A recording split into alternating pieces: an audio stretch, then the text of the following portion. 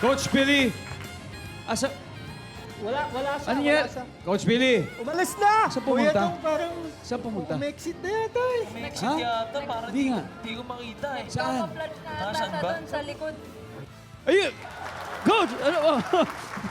Hindi ka makakatakas dito. Ongoing ba tayo? Ongoing pa tayo. Sorry. Nagpapahinga lang ako dun sa likod. Tapos na kayo? Gusto mo, holding hands tayo para...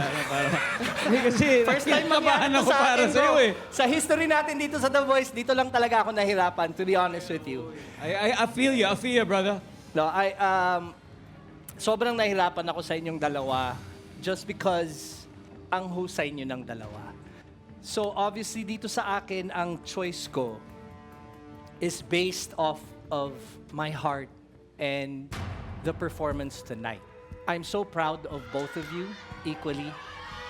So congratulations! Ikaw ang makikita namin sa Grand Finals. Walang iba kundi si